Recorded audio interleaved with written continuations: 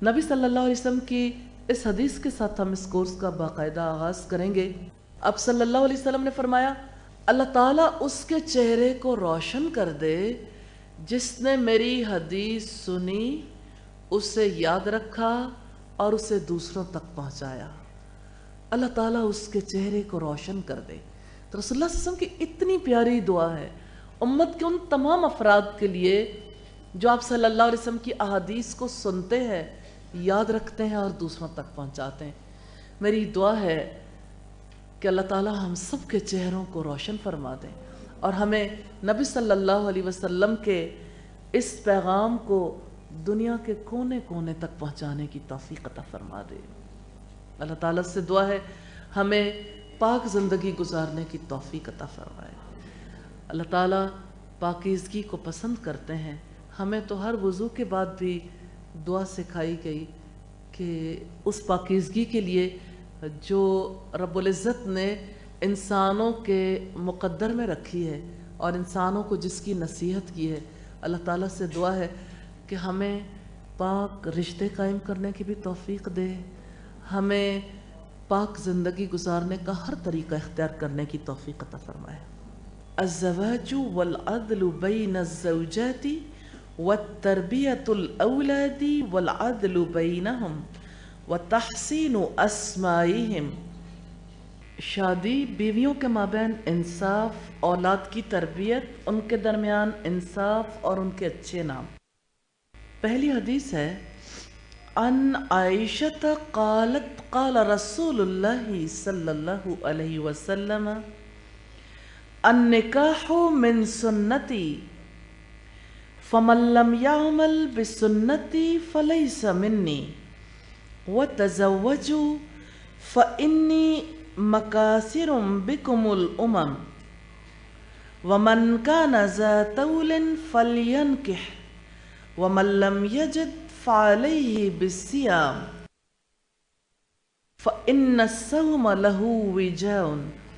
सैयदा आयशा रज़ी अल्लाह ताला अन्हा बयान करती हैं कि रसूलुल्लाह सल्लल्लाहु अलैहि वसल्लम ने फरमाया, निकाह मेरी सुन्नत है, जो मेरी सुन्नत पर अमल नहीं करता वो मुझसे नहीं।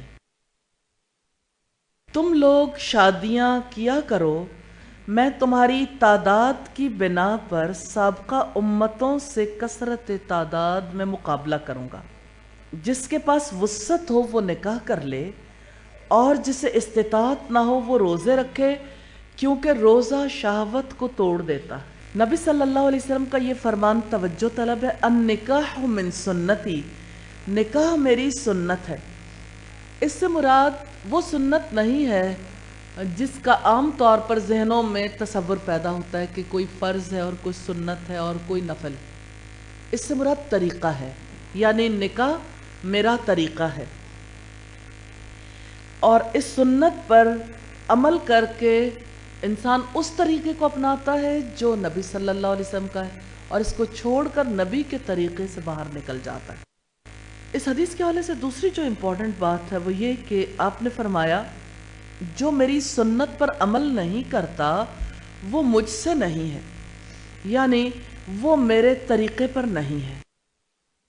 तो सुन्नत से इनकार सुन्नत को छोड़ने के मुतरादिफ है और सुन्नत को छोड़ना यानी आप सल्लल्लाहु अलैहि वसल्लम का जो हुक्म है, जब आपने हुक्म दिया तो फ़िक़्ह का एक उसूल है, अल्लाह ताला ने जो हुक्म दिया या नबी सल्लल्लाहु अलैहि वसल्लम ने जो हुक्म दिया, ये हुक्म को अमर कहते हैं। अल अम्रु युफीदुल वुजूब, अमर वाजिब होने का फ़ायदा देता है। यानी इसका ये मतलब नहीं है कि सुन्नत पे चाहो तो अमल कर लो और चाहो तो अमल ना करो। इसका मतलब ये है कि ये वाजिब।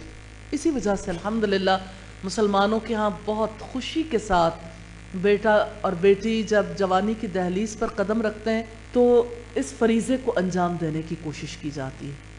बेटा जवान होता है, अपना बिज़नेस अपना काम करना शुरू करता है तो माँ बाप को उसका घर बसाने की फ़िक्र लाहक हो जाती है। जब बेटी यंग हो जाती है तो माँ बाप को फ़िक्र लाहक हो जाती है।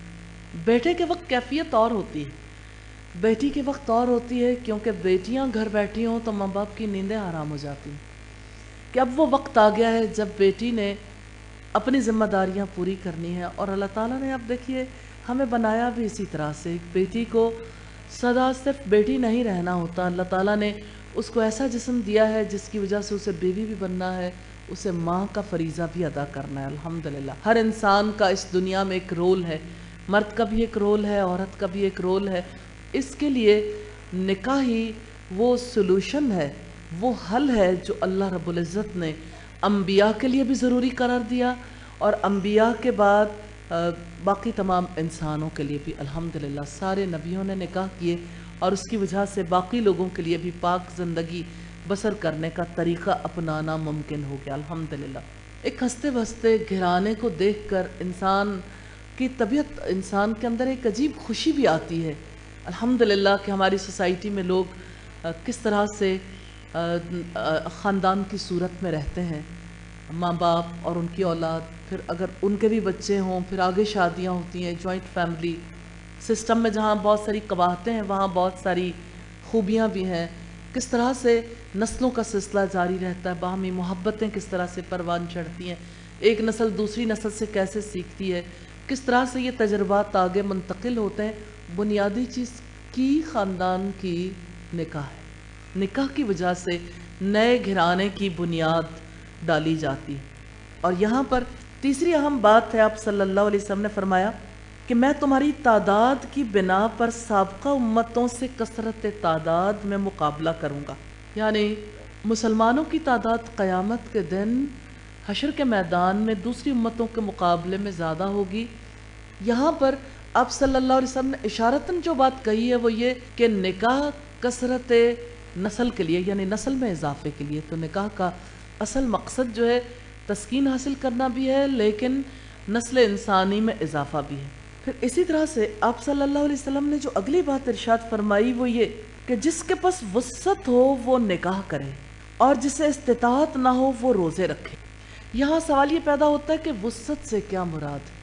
وسعت سے مراد مالی وسعت، اور وسعت سے یہ مراد یہ ہے کہ یعنی اللہ تعالیٰ نے جب کسی کو اتنی کشائش دے رکھی ہو کہ وہ آنے والی نسل کا اور اپنے اہل و عیال کا خرچ اٹھا سکتا ہو، اگر کوئی خرچ نہ اٹھا سکتا ہو پھر آپ صلی اللہ علیہ وسلم نے ایڈوائز کیا کہ ابھی وہ روزے رکھے. آج جہاں جس موڑ پہ ہم کھڑے ہیں، کتنے ماں باپ ہیں جو اپنے بچوں کو آنے والی نسلوں کی پرورش، ان کی تربیت اور ان کے معاملات کی درستگی کے لیے تیار کرتے ہیں. اسی وجہ سے بچے آنے والی نسلوں کا بوجھ برداشت کرنے کے لیے تیار نہیں ہوتے.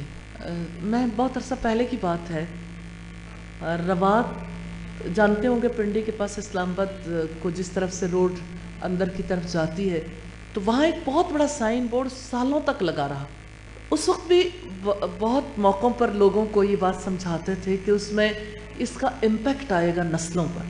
اس میں ایک بہت بڑا ہاتھ بنا ہوا تھا اور اس پہ یہ کیپشن دیا ہوا تھا کہ آبادی کا بھوت وسائل کو کھا جائے گا. تب بھی ہم یہی کہتے تھے کہ آج ہماری نسلوں کو بھوت کے درجے پہ لا کے رکھ دیا.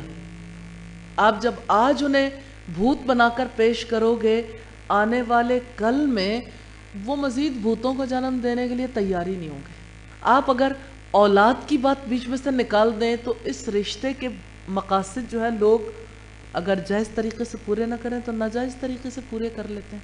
اس کے لیے اور راستے بہت ہو گئے، اتنی کھلی آپشنز ہیں کہ اس کے لیے لوگ پھر اتنی محنت کرنے کے لیے تیار نہیں ہوتے. تو آپ صلی اللہ علیہ وسلم نے اس لیے ابتدائی طور پر یہاں یہ فرمایا کہ جس کے پاس وسعت ہو وہ نکاح کر لے، اور جس سے استطاعت نہ ہو وہ روزے رکھے. دو باتیں ہیں یہاں پر کہ جس کے پاس وسعت ہو، اس کا مطلب مالی وسعت ہے، اور جس کے پاس استطاعت نہ ہو وہ روزے رکھے. یہاں پر ایک اور بات بھی آ جاتی ہے کہ اگر اللہ تعالیٰ کی جانب سے کسی کے پاس یعنی کوئی شادی کرنے کی استطاعت نہیں رکھتا، صرف مالی اعتبار سے نہیں جسمانی اعتبار سے بھی، تو پھر اس کو ویٹ کرنا چاہیے، انتظار کرنا چاہیے، بجائے اس کے کہ کسی کی زندگی کو داؤ پہ لگا دیں. مجھے امید ہے کہ اس بات کو آپ سمجھ گئے ہوں گے. سیدنا انس بن مالک فرماتے ہیں کہ نبی صلی اللہ علیہ وسلم کی بیویوں کے گھروں میں 3 आदमी ऐसे थे आपकी इबादत का हाल पूछने आए। जब उन्होंने उनसे आप सल्लल्लाहु अलैहि वसल्लम की इबादत का हाल बयान किया तो गोया उन्होंने इसे अपने लिए कम जाना, बहुत ही कम ख्याल किया। इसलिए उन्होंने आपस में ये कहा कि हमें नबी सल्लल्लाहु अलैहि वसल्लम से क्या निस्बत, आपके तो अगले पिछले सारे गुनाह माफ़ कर दिए गए। एक ने कहा मैं तो रात भर जाग कर अल्लाह ताला की इबादत करूँगा, नमाज पढ़ूँगा। दूसरे ने कहा मैं जब तक ज़िंदा हूँ हमेशा रोज़े रखूँगा, कभी अफ्तार नहीं करूँगा। और तीसरे ने कहा कि मेरी जब तक हयात है मैं कभी निकाह नहीं करूँगा। दीनदारी के बारे में हर दौर में अपने अपने तसव्वुरात रहे हैं। अब दीनदारी का ये तसव्वुर इस वजह से था कि उससे पहले रहबानियत आम थी। ईसाई इस इबादत के लिए और अल्लाह ताला से ताल्लुक़ के लिए आबादियों से दूर निकल जाया करते थे। आबादियों से दूर जाके अल्लाह ताला से ताल्लुक़ के अजीब अजीब रास्ते निकालते थे। यही बातें तकरीबन हर इलाके में पहुंची, जिसकी वजह से इन लोगों ने भी ये कहा कि हम इबादत के लिए इस तरह का तरीक़ाकार इख्तियार करेंगे। उस पर आप सल्लल्लाहु अलैहि वसल्लम तशरीफ़ लाए और आपने उनसे पूछा क्या तुम लोगों ने ऐसी ऐसी बात कही है? सुन लो, मैं तुम सबसे ज़्यादा अल्लाह ताला से डरने वाला हूँ, मैं सबसे ज़्यादा अल्लाह ताला के हुकूक की निगहदाश्त करने वाला हूँ, मगर मैं रोज़े भी रखता हूँ, छोड़ भी देता हूँ, रात को नमाज भी पढ़ता हूँ और औरतों से निकाह भी करता हूँ। सुन लो, जो मेरी सुन्नत से मुंह मोड़ेगा वो मुझसे नहीं। उम्मुल मोमिनीन सईदा आयशा से रिवायत है, रसूलुल्लाह ने फरमाया निकाह मेरा तरीक़ा है और जो शख्स मेरे तरीक़े पर अमल नहीं करता उसका मुझसे ताल्लुक़ नहीं।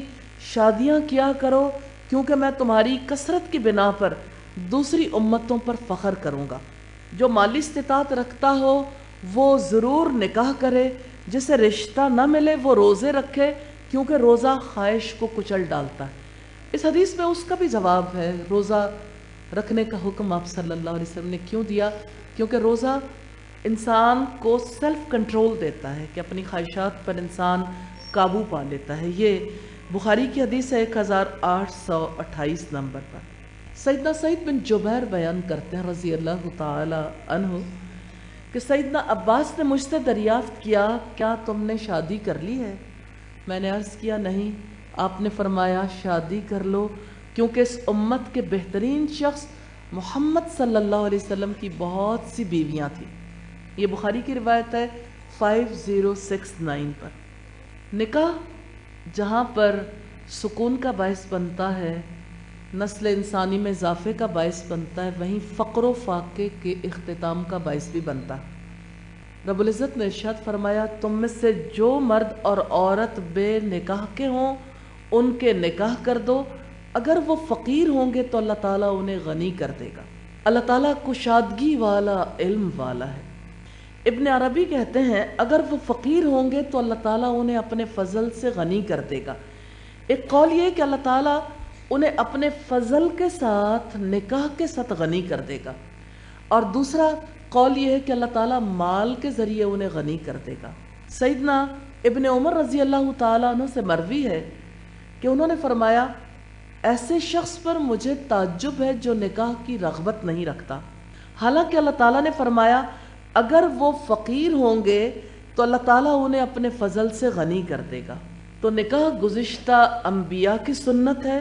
रब्बुल इज़्ज़त ने फरमाया वलक़द अरसलना रुसुलन मिन क़ब्लिका वजअलना लहुम अज़वाजम व ज़ुर्रिया, बिलाशुबा यकीनन हमने आपसे पहले भी रसूल भेजे और हमने उनकी बीवियाँ और बच्चे बनाए, यानी ये सिलसिला हमने अज़ल से जारी रखा।